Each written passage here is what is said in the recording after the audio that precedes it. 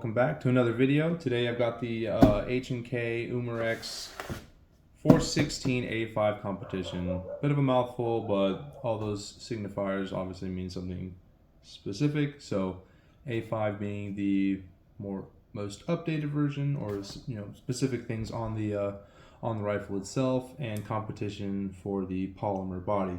So I did get this from a mystery box from Airsoft GI. If you haven't seen that video, go ahead and check it out, where I unbox it. But I will be unboxing it here, just so if you're interested in the rifle, this is a rifle, reviewing the rifle. So just stick around and we'll get into this thing. All right, let's get into this thing. Typical H&K, no compromise packaging, black and red, very classic. Big fan of their products, both real steel and airsoft. So you got your user manual with its typical information on the battery connecting, how to program the MOSFET, or I should say how to understand the MOSFET or the ETU that's inside. It doesn't really program certain things, but it does give you troubleshooting kind of notifications. So that's that. The mid-cap mag that it comes with, this is ironically probably one of my favorite parts about this thing, just because of the writing. 5.56 by 45, it's restricted to law enforcement, just like a real steel. It's metal. Mid cap, so I think it's 120 rounds. I don't recall exactly.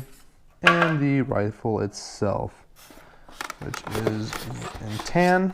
They do also have it in black, but let's put this thing on the stand and get a little bit deeper on it, yeah?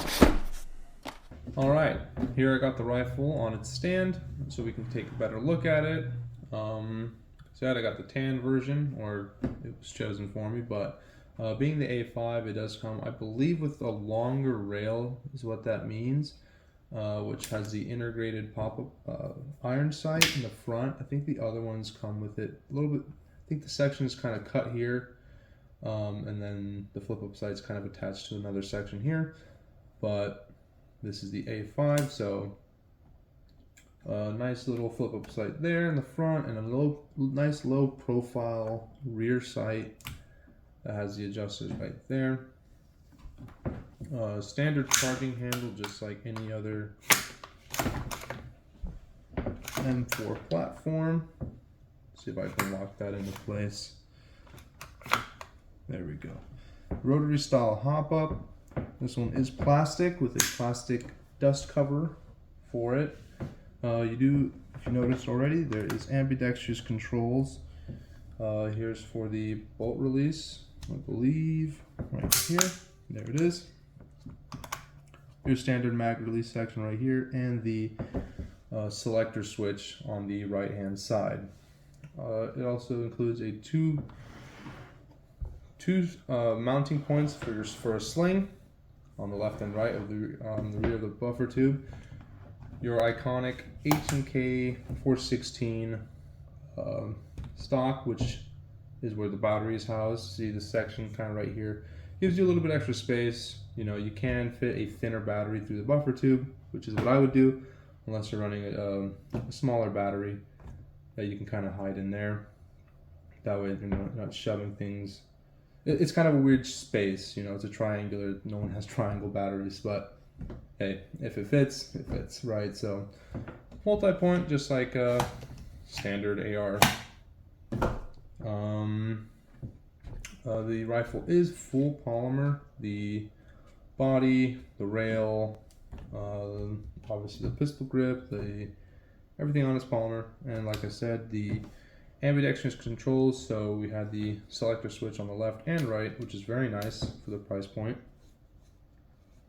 as well as your standard bolt release and the ambidextrous mag release. So there's that. It comes wired in Tamiya. I had it switched to Dean's just because all my other batteries are Dean's and I hate having an adapter on it. So there we go. As you can see, Dean's right there, connect it, put it into the buffer tube, and you're set. This thing was shooting between 390 and 400 FPS with 0.2 OBBs, which is pretty consistent. You know, typical for an outdoor field. See, you also got your iconic textured pistol grip, right? So, you know, it's very comfortable, reminiscent, or exactly just like the 416s of real steel. It's a little bit thicker. I got bigger hands, so it feels really nice in your palms. This thing shoots pretty well. It has a bit of a whine to it, but you know, considering the price, I thought it shot pretty well. The ETU does help it quite a bit, you know, allowing you to put 11.1 volt batteries without having any issues, and 7.4s obviously without any problems. I'm talking about LiPo batteries.